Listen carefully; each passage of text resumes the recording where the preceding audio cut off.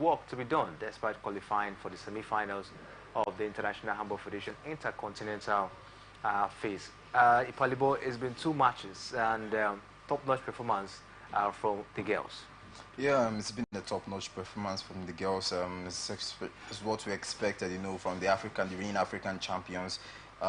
Look over the years, Nigeria, the female team especially, has been dominant when it comes to, you know, youth development in handball. But we have not seen that same development when it comes to the senior team. But it's a good one for the female under-18 team. They have been able to do well for themselves in this tournament. Let's hope they will be able to produce the same form, you know, going into the main tournament, the world tournament, you know, in North Macedonia. But I must commend them. They have done really well for themselves. I think Nigeria should be proud of them. Nigeria should be proud, of course, so for the under-18 girls in handball. We hope that, of course, they continue to live up to expectation.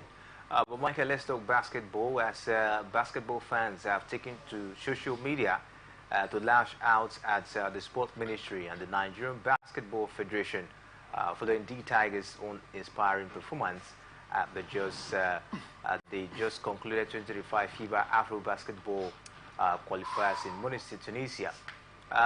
Michael, what do you make of it? A lot of backlash, of course, on the Sport Ministry and the EF. What's the way forward, you know, at this point in time? What's the way forward? Because we actually experienced a very huge setback in basketball down here.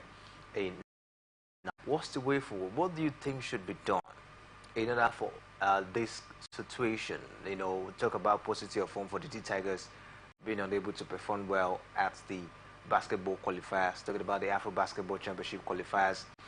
And apart from positive form, you know, administrative-wise, we've also experienced setback. Even the basketball league down here in Nigeria has not been run in the proper formats. So, what do you think should be done in order for, you know, we not to see basketball in this state anymore going forward?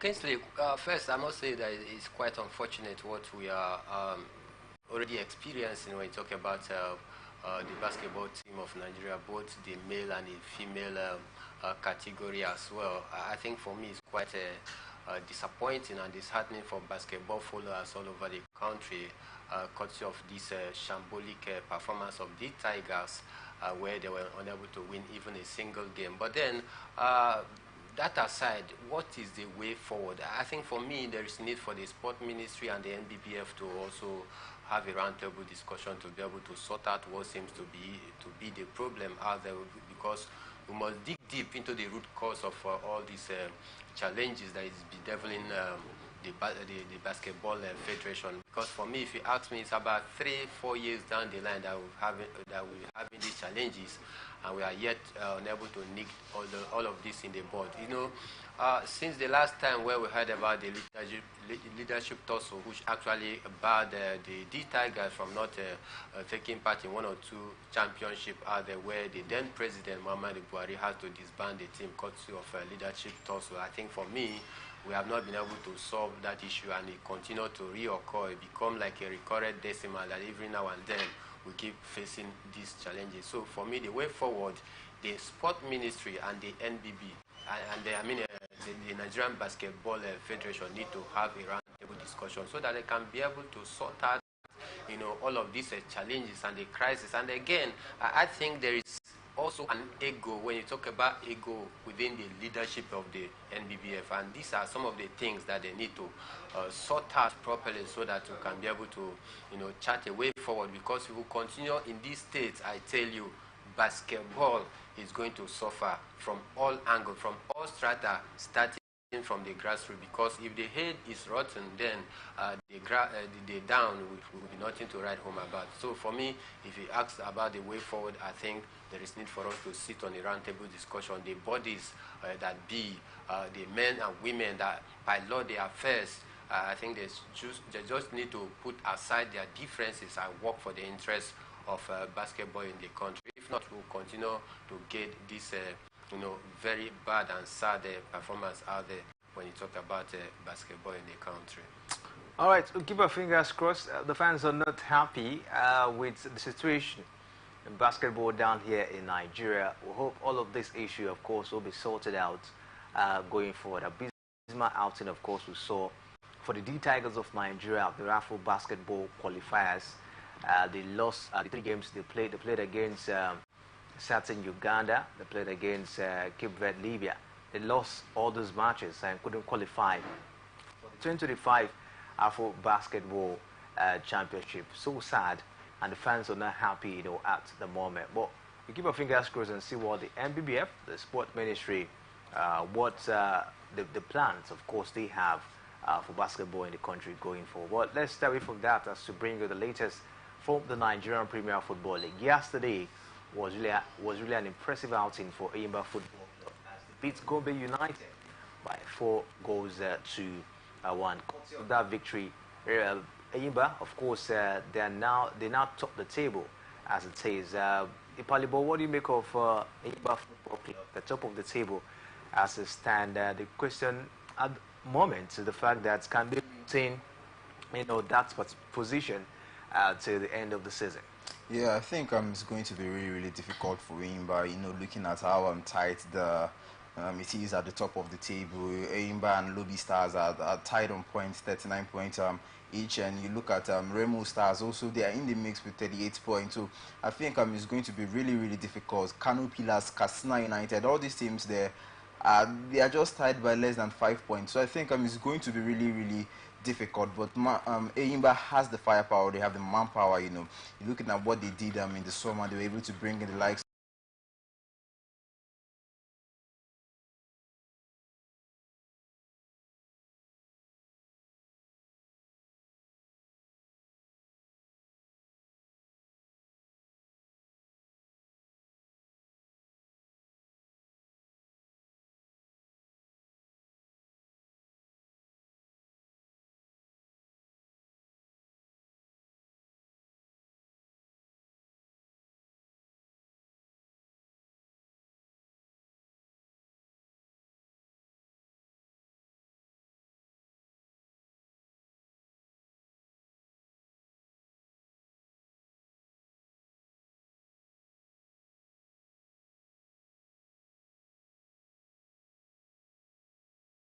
that are really, really hungry for a win. So it's going to be really, really difficult for Enyimba, to keep up with what they're doing. Difficult situation according to Palibo for Enyimba Football Club. But Michael, what do you make of it? We've seen how intense the Nigerian Premier Football League is, especially when you take a look at the top 5 teams, the likes of Lobby Stars. You talk about the likes of Remo Stars as well. They look very, very formidable. And taking a look at the intensity in the table as it is, do you think Enyimba stand a chance of maintaining this position down to the end of the season? Yeah, of course, Kingsley. Enyimba is a traditional team when you talk about the Nigerian Premier Football League here. Enyimba truly know how to get the results out there. Having topped the league right now, courtesy of that 4-0 win yesterday, you expect them to stay strong there at the top for a quite long time, because I don't see any team, not even Lobby Stars, that is going to, stop them from defending the title they won last season. If you take a look at the form of Aqua United this season, just like Palebo said, they have not been at the best of their form out there, and you don't expect a Enyimba that is also very high in spirits, coming at the back heel of winning 4-0, topping the table, to go out there and lose this very game. So I think Enyimba has what it takes to be able to stay there at the top for a quite long time. Don't forget their chief coach, talking about Finidi George, and the captain of the side, Oloruleke Ojo, the goalkeeper, was away for international duty with the Super Eagles, and they just came back. So I think that is another boost and another confidence for the team as well. So if you ask me, I think they truly have what it takes to be able to stay at the top and possibly defend the league that they won last season. In the results we saw yesterday in the Nigerian Premier Football League, Shooting Stars beat Bender Insurance by 1-0, and Abia Warriors edged out Kwara United by 1-0 as well. But let's bring you some of the fixtures this weekend in the Nigerian Premier Football League. Talking about the fixtures this weekend, Remo Stars will lock on against Bayelsa United. We'll see Gombe United against Shooting Stars, Lobby Stars against Katsina United, and Plateau United will lock on against Insurance, Niger Tornadoes against Enugu Rangers, and we'll see Kano Pillars against Abia Warriors.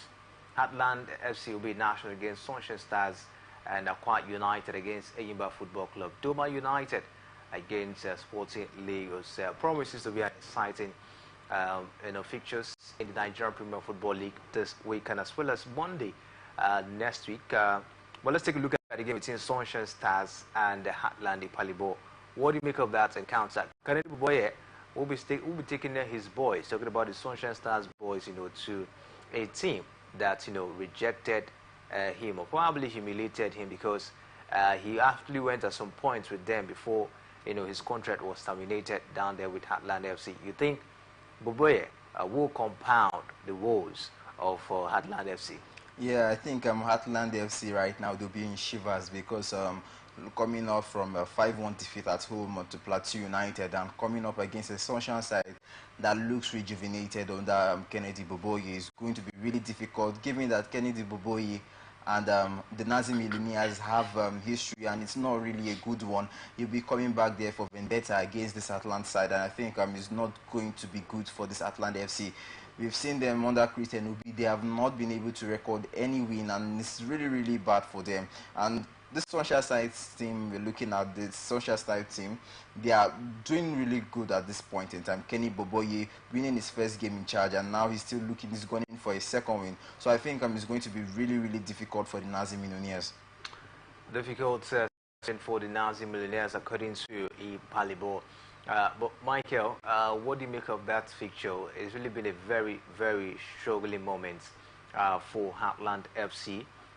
16 games, remaining before the season comes to an end. Do they stand a chance of leaving the relegation zone?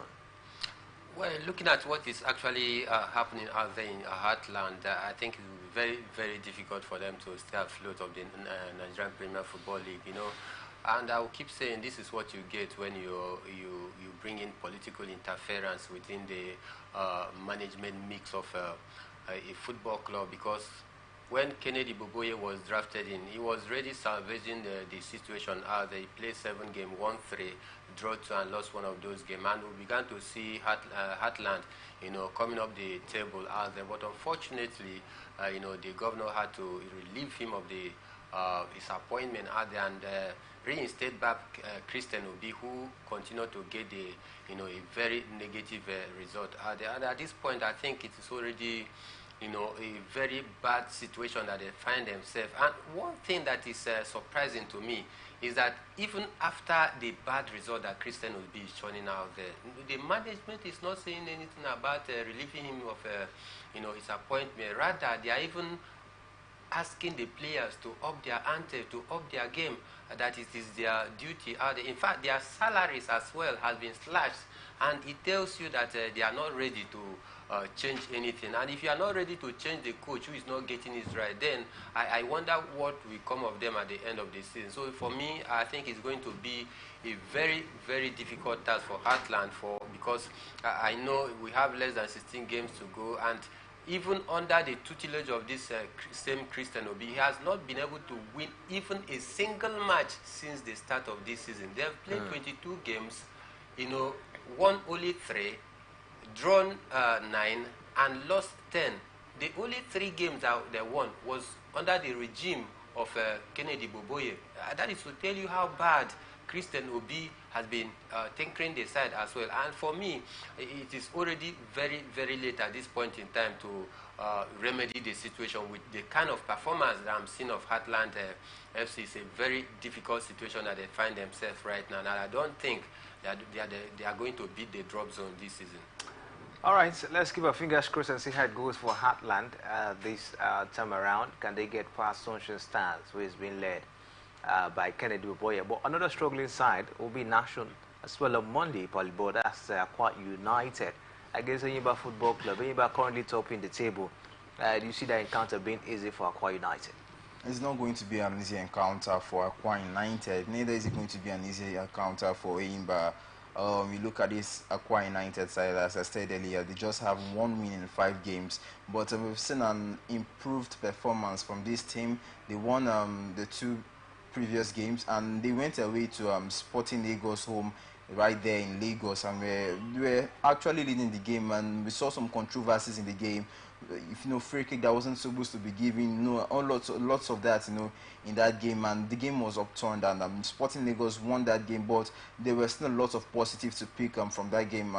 From talking from the perspective of Aqua United, and now coming back to their home, we've also heard that they have been moved back to the nest of champions right there in Uyo. So you're looking at this Aqua United side. They are looking to build on what they have been doing, playing beautiful football. Now it's just to execute it, and we're seeing them doing that perfectly well. So coming against Eimba, who is also doing very, very well at this point in time. They are on a very high note, leading at the top of the table, top of the log. So it's going to be a very, very difficult game for Aqua United, but I still record Aqua United to get the victory.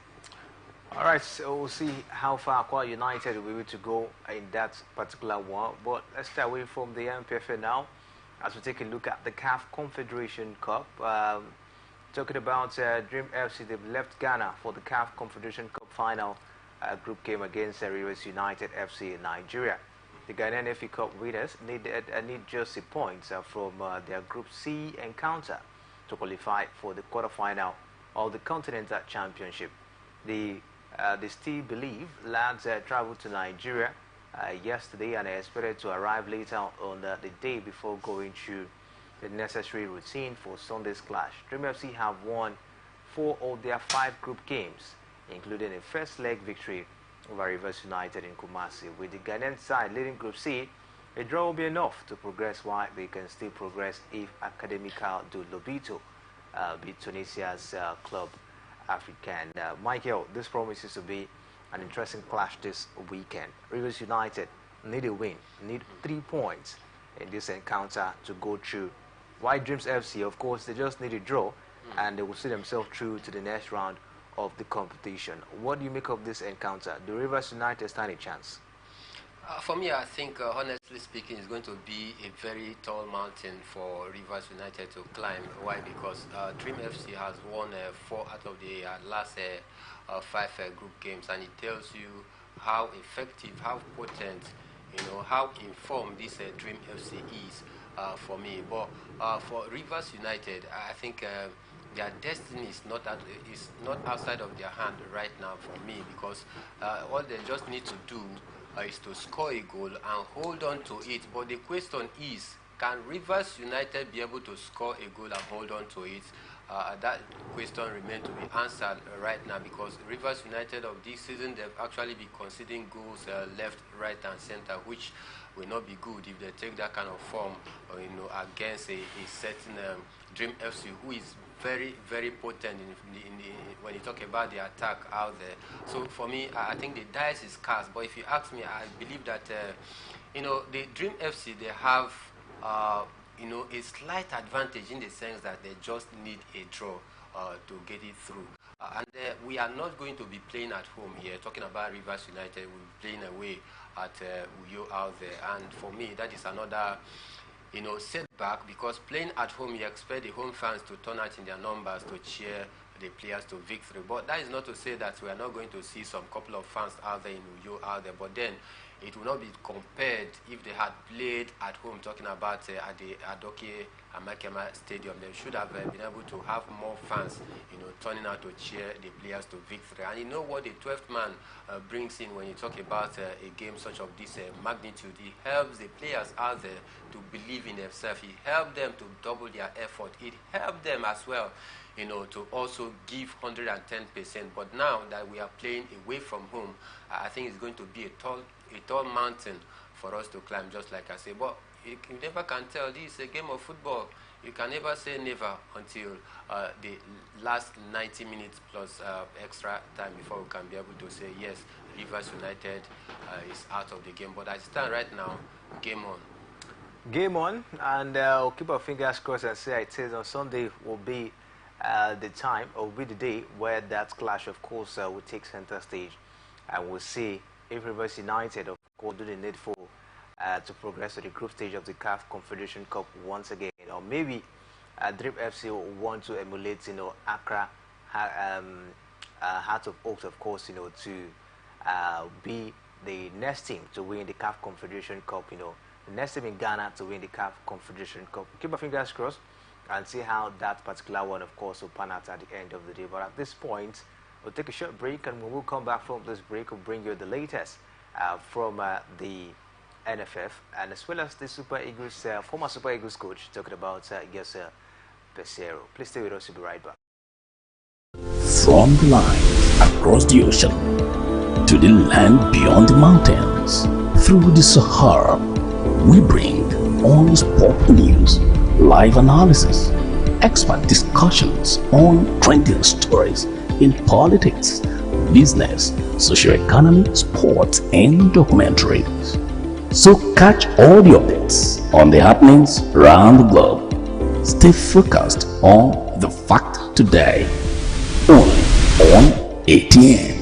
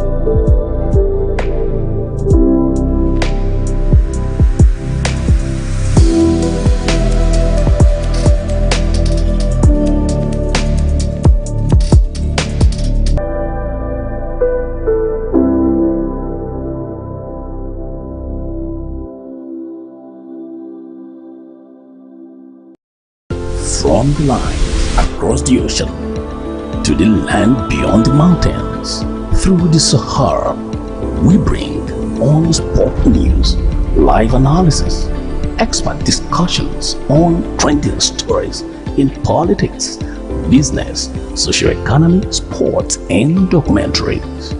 So catch all the updates on the happenings around the globe. Stay focused on the fact today, only on the globe. Stay focused on the fact today, only on ATN. Welcome back as the Sports Extraordinary on Atlantic Television Network, and of course we're still here bringing the latest revolving around the world of sports. It's time to talk about the former Super Eagles head coach, talking about Pesero. Portuguese Super Eagles Portuguese coach Pesero has sent a goodbye message to Nigerian Football Federation and the Super Eagles following the expiration of his contract. And from what he said, the man actually posted his goodbye message on social media, thanking the former president of the Nigerian Football Federation, Amaju Pinnick, and the present president, Ibrahim Musa Gusso, as well as the players and the fans as well, for a good time with the team. So, Pesero is no longer the Super Eagles head coach. He has actually called it a quits with the NFF. Michael, let me start with you. What do you make of Pesero's departure? I think for me, Kingsley, I just want to wish him well in his next endeavor. He has actually done his best for the Super Eagles, taking us to the final of the just concluded 34th edition of the African Cup of Nations out there in Ivory Coast, Cote d'Ivoire, to be precise. But then, I feel for me, looking at his coaching pattern, looking at his tactics, looking at his techniques, I think for me he's not the right manager that could be able to get the best out of this player, and that is one of the reasons why we had to lose. We lose the final against the Avils, because we had the firepower, we had the players to have coasted home that trophy, but because of Jose Pizarro's tactical ineptitude in the final actually cost us that very one. But looking at it statistically, looking at the matches that he has played so far since he became the national team coach of the Super Eagles, he has played about 22 games, won 11, drawn 4 and lost 7. One will say yes, that is an appreciable impact that he made out there. But realistically, are we comfortable with the style of play that he has brought into the Super Eagles? If you ask me, no, because since the history of the Super Eagles, which dated even back in the Green Eagles days, we have never played such kind of a negative, kind of football where we sit at the back, absorb pressure from the start of the, game down to the last whistle. We have great players out there that can win us the World Cup and not even the Nations Cup, but Coach Jose Pizarro was unable to get the best out of this player, and that is why we lost the final out there. And for me, people will say, yes, he did well taking us to the final of the African Cup of Nations. A benchmark was set for him by the NFF, which is getting to the semi-final. Of course, he crossed that benchmark, getting to the final. One will say, yes, let us clap for him, but realistically, are we convinced with the pattern of play of Jose Pizarro? When you look at the Super Eagles, putting that side by side with the player that we have in the league, do you think that the pattern, the coaching tactics of Jose Pizarro actually fits the Super Eagles?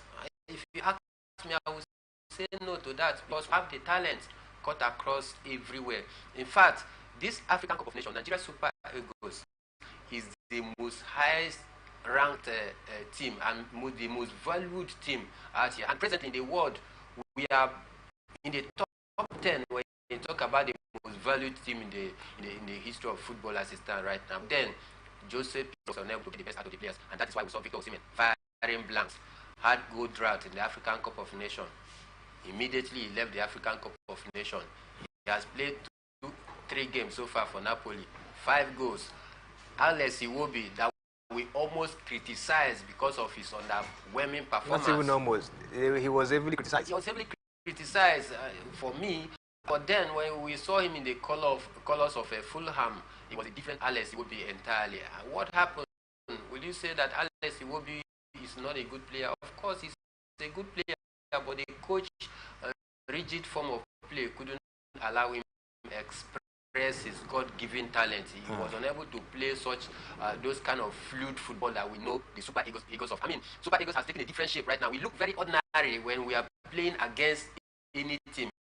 Even Sao Tome and Principe, take a look at some of the games that we've played so far. We just look very ordinary. With the kind of squad that Nigeria boasts of presently right now, I mean, we should be aiming higher, looking for a good coach, not in the person of Jose Pizarro, who will come and sit back, try to defend till the final end of the game. My brother, such negative approach to football is done and dusted. We don't play those kind of era of football. I mean, Jose Pizarro is just a lower version of Jose Mourinho, because for me, Jose Mourinho is better. Jose Mourinho in the final of such big a competition, he cannot score you first. Go to lose the game if it were to be Jose Mourinho. So for me, I think I'm very, very happy as a Nigerian, as a football follower, that Jose Pizarro have left the national team. I wish him well in his next endeavor. Ipalibo, I don't know if you're also happy because from what we're seeing at this point in time, Pizarro is no longer the coach of the Super Eagles of Nigeria. And taking a look at what Mike has said, he doesn't really give much credit to him. But 22 games played, we saw 11 wins, 7 losses, and 4 draws. Will you tag the stay with the Super Eagles as being successful?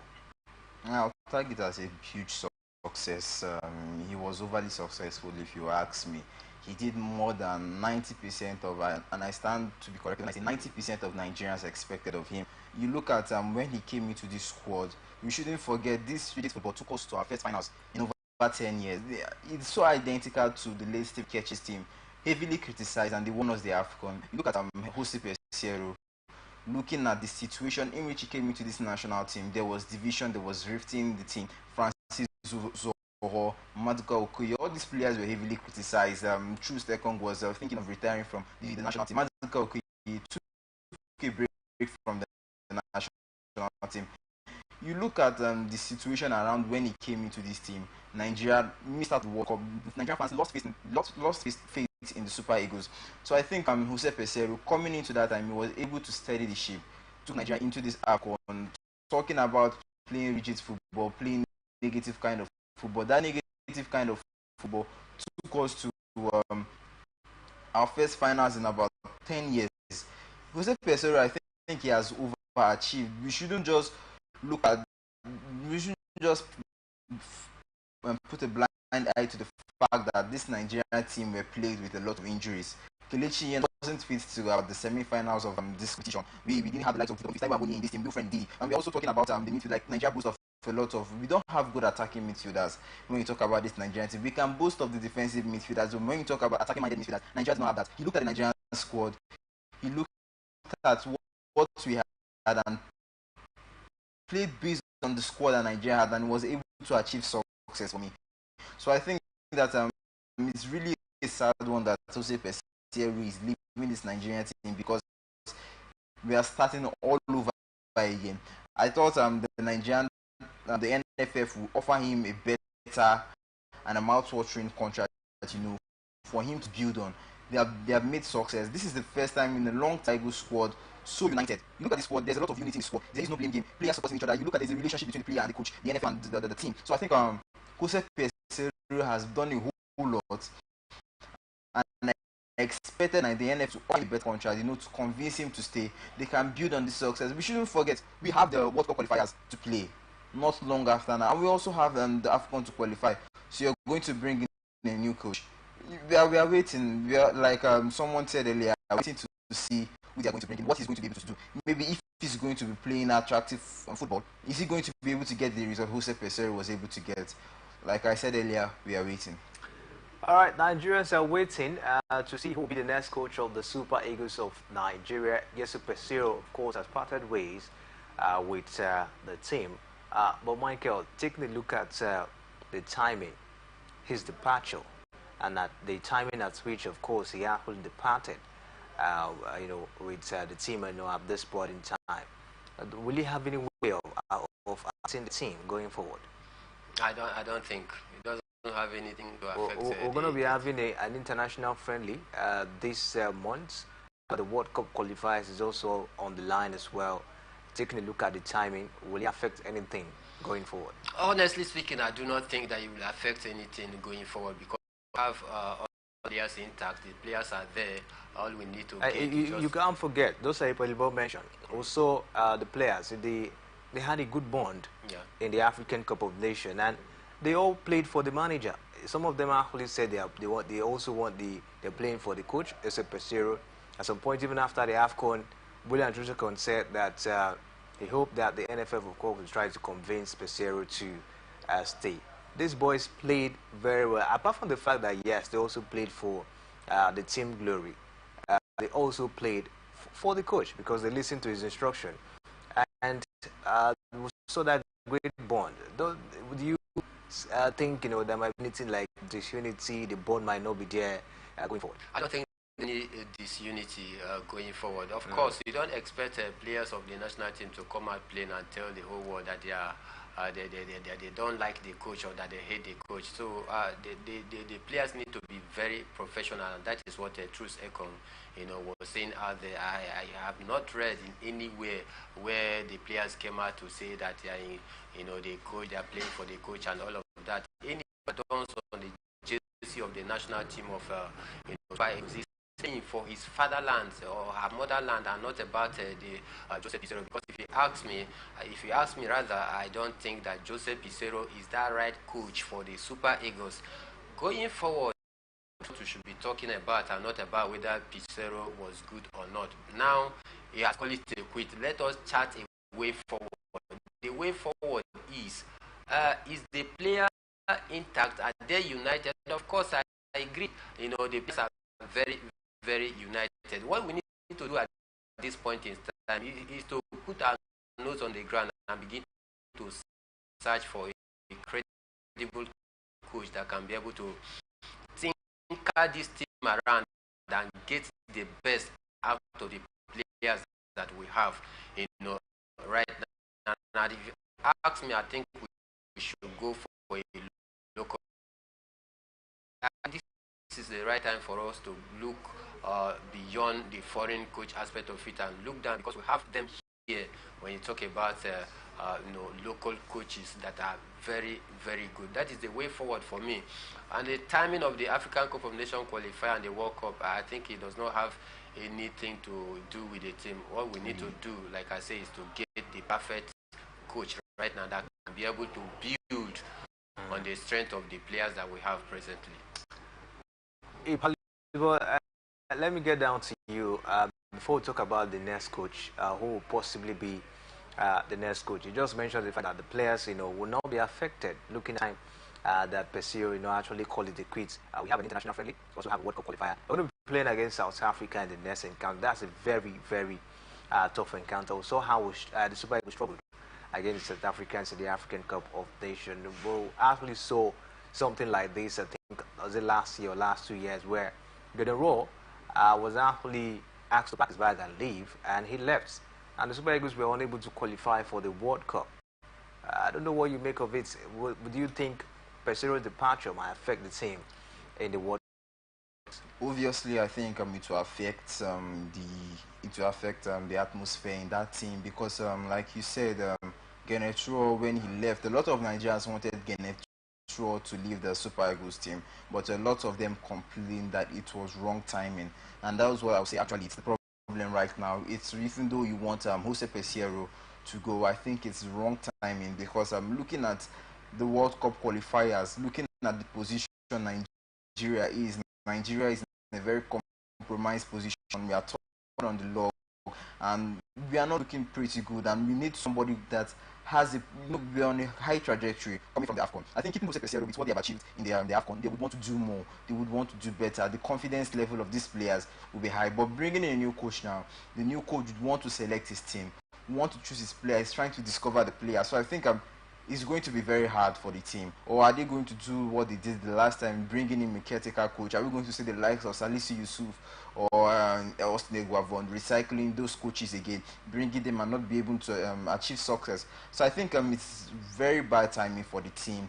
Jose Peseiro would have been the right man, even though you do not want him to stay for that long. Maybe sign a 6-month contract with him, help this team qualify for the World Cup, help this team qualify for the AFCON. Let's not forget, we are going to have an AFCON in 2025. The qualifiers is still going to be played this year. If you want to build on what you have done, you need to qualify first. So I think it's wrong timing for Peseiro to leave Nigeria. Wrong timing for Peseiro. I stay with you, Palibo. Michael mentioned the fact that we should go for a local coach. You think a local coach is actually the best option at the moment? Yeah, I think a local coach is not something Nigeria should turn a blind eye on. You look at the last 2 editions of the AFCON, the last 2 countries who have been able to win this competition, they have done it under a local coach. Morocco were able to achieve success in the World Cup, getting to the semi-finals. They did it under a local coach. So I think Nigeria too can boast of a lot of local coaches that you can talk about that can be able to do this for Nigeria. The likes of Aminuke. You look at this team, a lot of the bunch of these players played under him, in the under-17 World Cup. The likes of Taiwo Awoniyi, Victor Osimhen, Chukwueze also. Kelechi Wankale, all these players and Bruno Yimichi, they all played under him, in the Under-17 World Cup. So he knows a whole lot of these players. So I think it's going to be a good time for us to consider the likes of Amunike. Also, Finidi George was also part of the Jose Peseiro team that was able to achieve this success. So, and looking at what he's able to do with Eimba FC of Aba, even to win the league. Olofi Jana, also a former Super Eagles player, he played the 2010 World Cup. He has managed, he has been in the helm of football affairs. He has also managed loan players in Wolves FC, gone to FC Zurich, has managed teams there. So I think these three coaches, I think, are people that Nigeria should look onto, especially for me, the likes of Finidi George and Amunike. We need to consider those two coaches. Michael, any local coach in mind? Yes,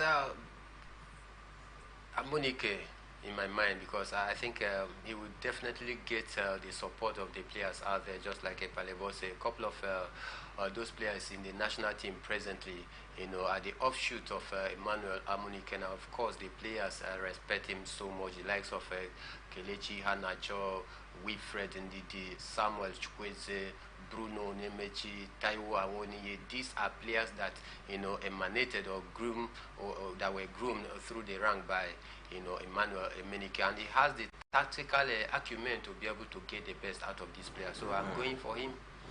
All right, so at this point, we're going to call it a wrap.